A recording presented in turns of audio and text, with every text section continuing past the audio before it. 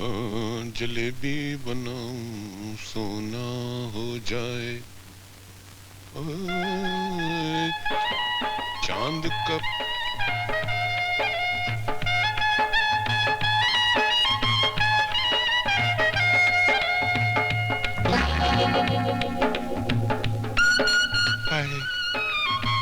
मगनलाल मिठाई वाले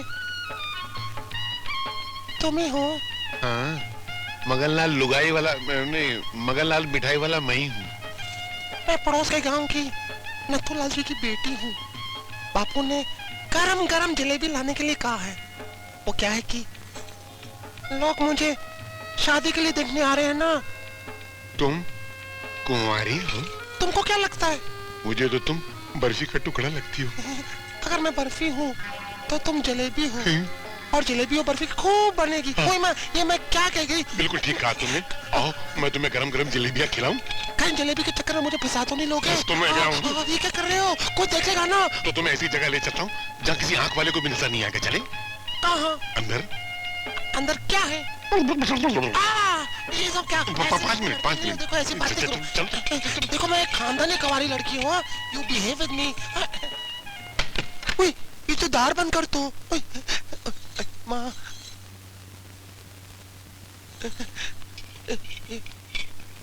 इधर आ रहा।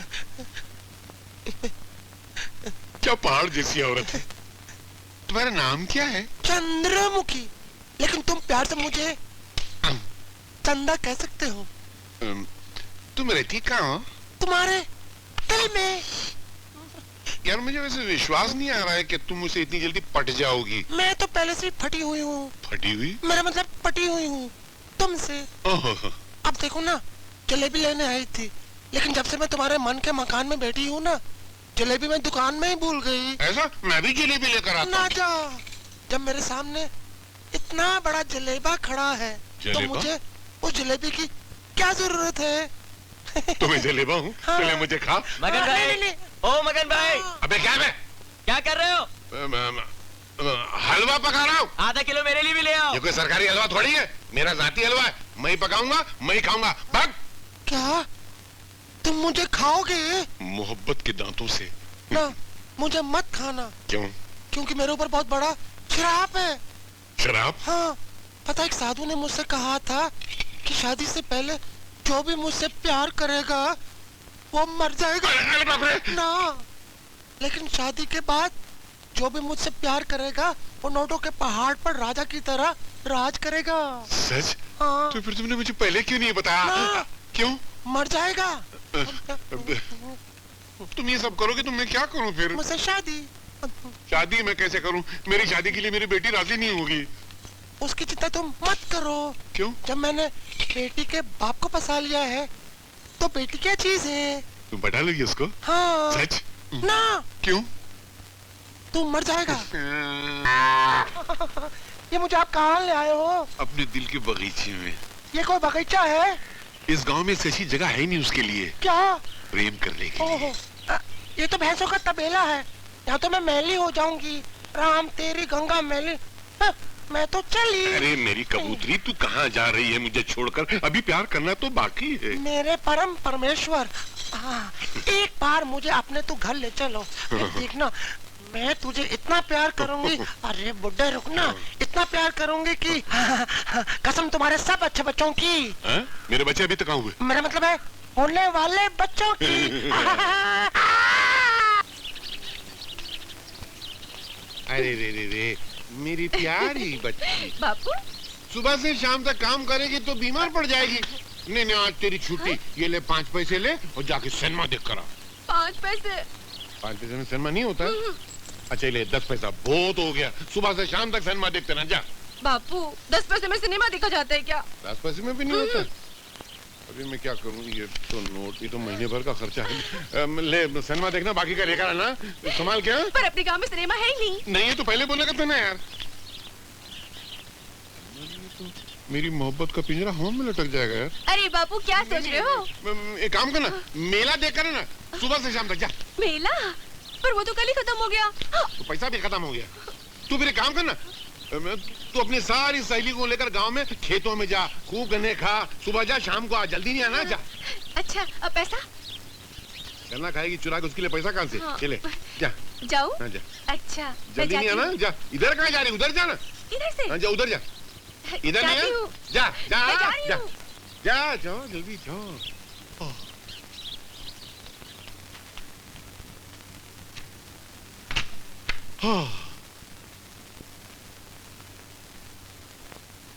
तू छुपी है कहाँ, मैं तड़पता यहाँ। मैं छुपी हूँ यहाँ, तू तड़पता वहाँ।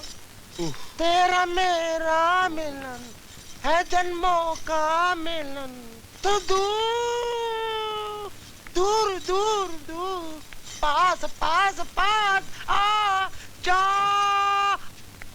बापू ये क्या कर रहा है? तेरी बेटी आ गई है कबाब में हड्डी। ये तो मेरी इज्जत लूट रहा था। सारी मोहब्बत का मजा किरकिरा कर दिया। बापू अरे दरवाजा तो खोलो। हाँ खोल रहा हूँ, छुप जा। क्या कर रहे अरे थे क्या आप? है? बापू मैं आ गई। क्यों आ गई? इतनी जल्दी आने की क्या जरूरत थी? अरे बापू वहाँ खेतों में तो कोई है अच्छा नहीं। तो शमशान घाट में घूम के आ सकती थी। क्या हुआ? खटमल काट रहे। अरे कुछ खाने तो दो। अरे किसी सहेली के घर में खाना खा गए, घर में खाना नहीं। जा बस थोड़ा सा। अच्छा निकल जाए।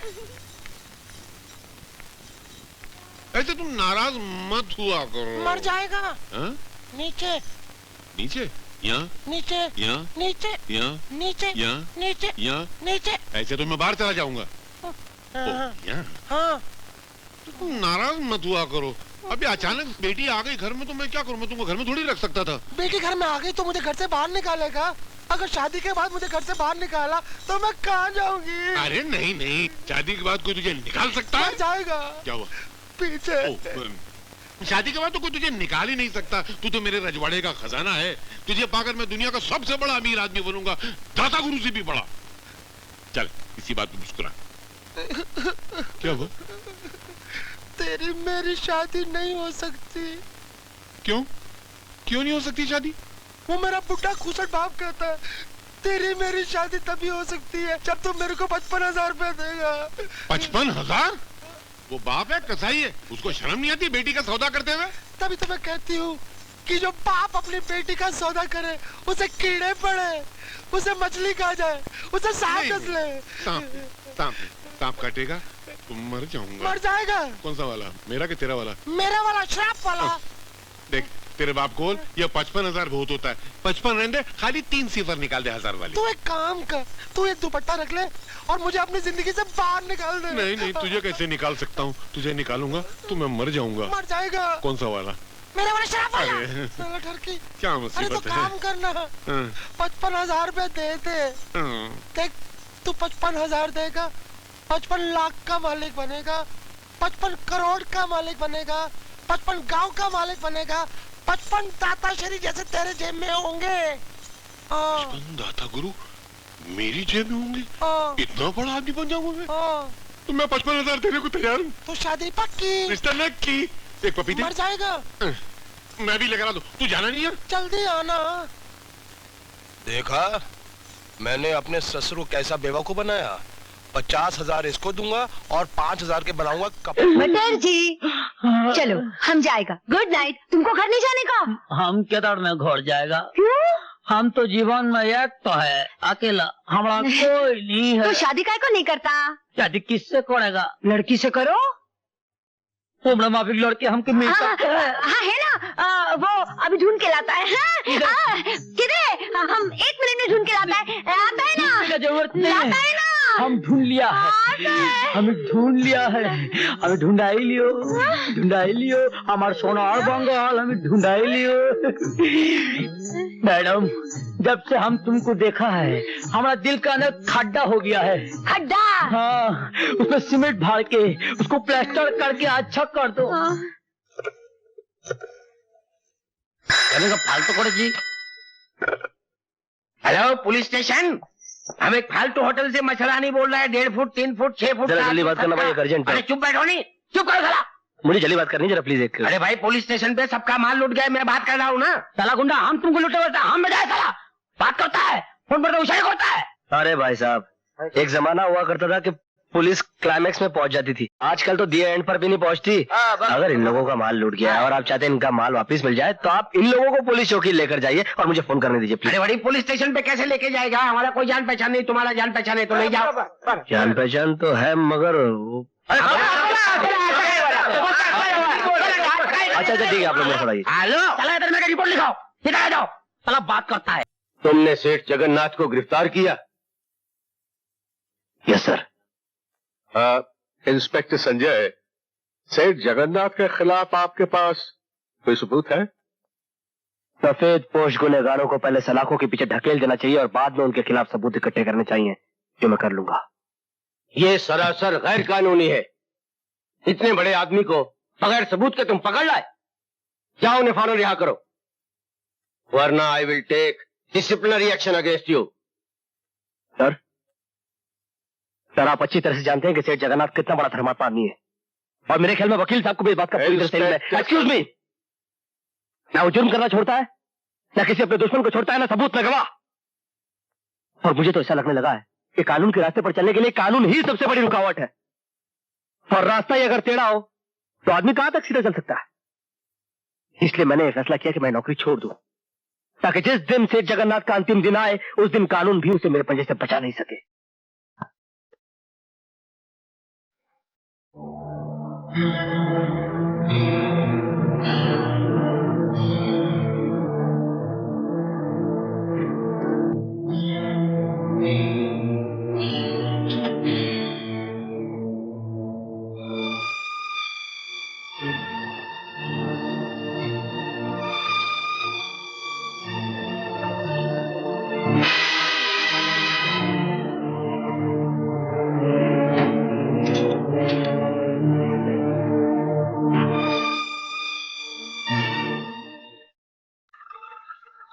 ये लो वफादार गुप्ता, तुम्हारी पहली वफादारी का पहला इनाम। वफादारी करते रहोगे तो इनाम मिलते रहेंगे, वरना इनाम मिलते रहेंगे तो वफादारी होती रहेगी, वरना गुड Cheers.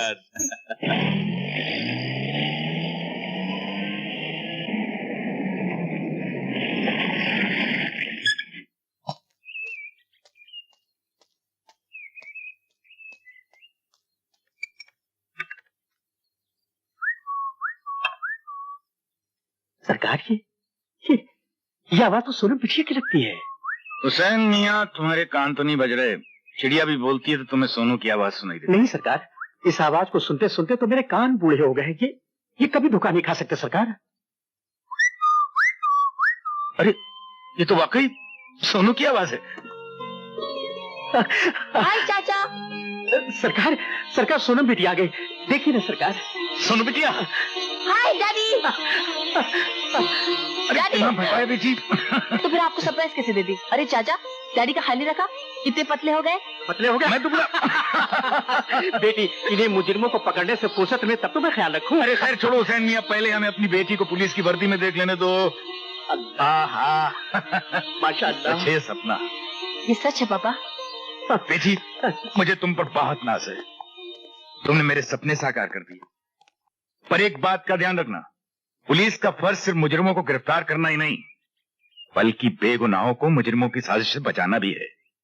अपनी वर्दी और अपने फर्ज से कभी दगा मत करना। पापा, आपकी इज्जत मेरी शान है और इस वर्दी का सम्मान करना मेरा धर्म। मुझे यकीन है बेटे। देखो संजय, मैं पुलिस इंस्पेक्टर बनकर आ गई, मुझे मुबारकबाद नहीं दोगे? मुबारकबाद तब दी जाती है सोनम जब देने वाले को इस वर्दी की अहमियत का एहसास हो। तुम कहाँ खो गए हो संजय? फर्ज और सबूत के चक्कर में अपने आप को तलाश कर रहा हूँ। एक वक्त ऐसा था जब तुम बड़े फख्र से इस वर्दी को अपने सीने पर लगाए हुए घूमते थे, मगर अब तुमने ऐसा क्यों किया संजय? इस बात का एहसास तुम्हें तब होगा जब तुम्हें पता चलेगा कि इस वर्दी की गिरफ्त में कितनी छूट है। सिर्फ एक फोन आने से गुनहगारों की हथकड़ी अदालत के हुक्म के बगैर खुल जाती है। लेकिन तुम बड़ी आसानी से इस वर्दी के सहारे गुनहगारों को बेनकाब कर सकते थे संजय।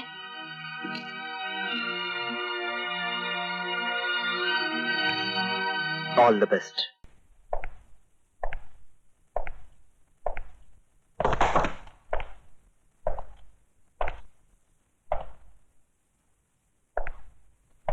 प्रताप, तुम्हारी फांसी का दिन मुकर्रर हो गया है। अगर कोई आखिरी ख्वाहिश है तो बता दो, वो भी पूरी कर दी जाएगी। यहां ऐसे घुटन सी होती है। मैं इन 4 दीवारियों में मरना नहीं चाहता। मुझे वहीं फांसी दे दो, क्रांति मैदान में, सबके सामने, जहां से इस देश में क्रांति की शुरुआत हुई थी। यहां ऐसे मरो तो जरा ज्यादा मरो, इतना सा मरने से क्या फायदा। सर, प्रताप से कोई मिलने आया है, मिलने दो।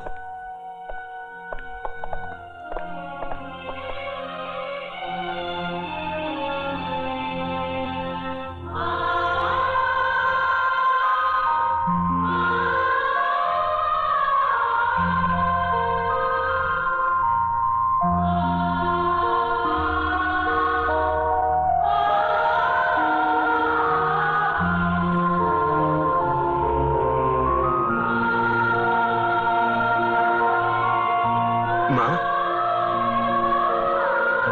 अरे बूढ़ी हो गई, बूढ़ी। रो काय को रही तू? नहीं रे, ये तो खुशी के आंसू है। सोचा था जिंदगी भर तेरा मुंह नहीं देखूंगी, लेकिन तेरे बारे में अखबार में पढ़ा तो रहा नहीं गया मुझसे, और मैं चली आई अपने बेटे के पास। कैसा है रे तू? बेटा, आज तूने तिलक खानदान के नाम पर सचमुच यश का तिलक लगा दिया। मैं खुश हूँ, बहुत खुश हूँ। अब तो भगवान से यही प्रार्थना करूंगी कि तुझे जन्मों जन्म मेरा ही बेटा बना कर। नहीं माँ, अगले जन्म में किसी मंदिर या मस्जिद की ईंट बनकर जिंदगी भर वहां रोता रहूंगा। इस जिंदगी का रोना मेरा बाकी है।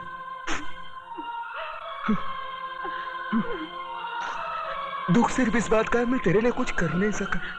नहीं बेटा, तूने बहुत कुछ किया, मुझे सब कुछ मिल गया। तेरे दादाजी की आत्मा को भी शांति मिल गई। बस अफसोस एक ही बात का रहेगा कि तिलक खानदान का दिया जलाने वाला कोई नहीं रहेगा, कोई नहीं रहेगा।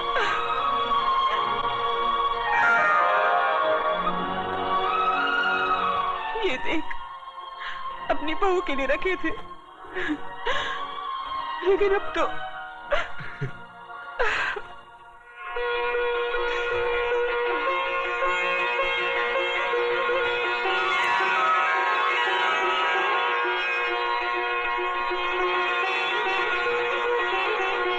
माँ, ये कलम वाली बाई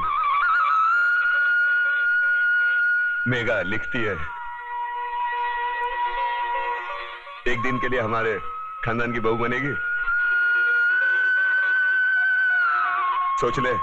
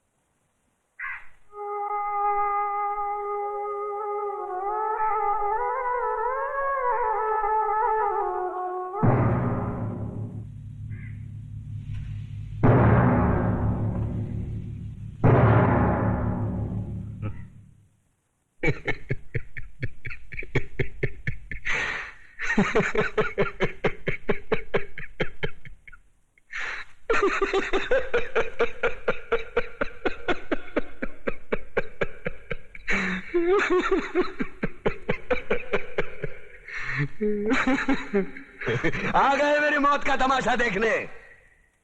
अब मुझे लटका देंगे, जुबान ऐसी बाहर आएगी, आंखें बाहर आएगी, थोड़ी देर लटकता रहूंगा, फिर ये मेरा भाई मुझे नीचे उतार देगा, फिर आप चर्चा करते घर चले जाओगे, खाना खाओगे, सो जाओगे। तुम्हारी ये नामर्दानगी, बुज़दिली एक दिन इस देश की मौत का तमाशा इसी खामोशी से देखेगी। कुछ नहीं कहना मुझे तुम्हें, कुछ नहीं। तुम्हारी जिंदगी में कोई फर्क पड़ने वाला नहीं। अंधेरे में रहने की आदत पड़ी है तुमको, गुलामी करने की आदत पड़ी है। पहले राजा महाराजाओं की गुलामी की, फिर अंग्रेजों की, अब चंद गद्दार नेताओं की और गुंडों की।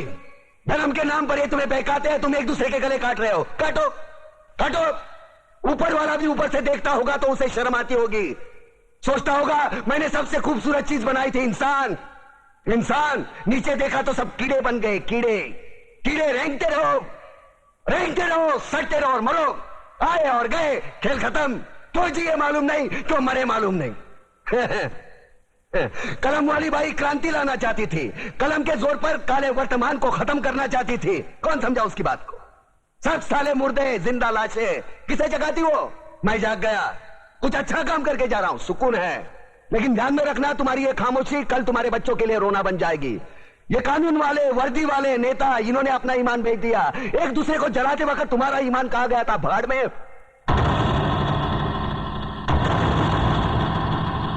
ये पिस्सू जैसा हमारा पड़ोसी मुल्क आने वाले कल में शायद अपने आप को दुनिया के नक्शे पर देख नहीं पाएगा। एक बात भूल रहा है, उनके घर में जो रोटी बनती है ना, उसका आटा भी विदेशी चक्की से पीस के आता है। साले अपने खुद के देश में सुई नहीं बना सकते और हमारे देश को तोड़ने का सपना देखते हैं। वो ये सपना देख सकते हैं क्योंकि उन्हें मालूम है ये मुर्दों का देश है। वतन के लिए किसी को कोई हमदर्दी नहीं है।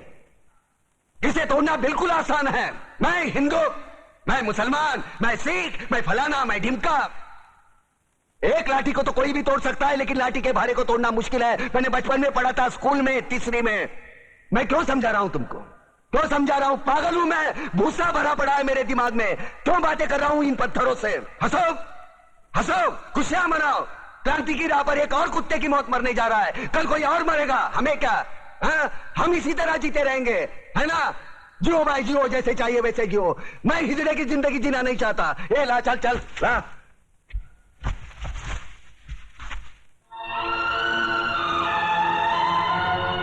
ठहरो, ये फांसी नहीं हो सकती। उन देशद्रोहियों के खिलाफ जो सरकार को सबूत मिले हैं, उससे साबित होता है कि प्रताप ने उनको मारकर देश का उद्धार किया है। इसलिए भारत के राष्ट्रपति ने उसकी सजा माफ कर दी। ये रहे उसके कागजात।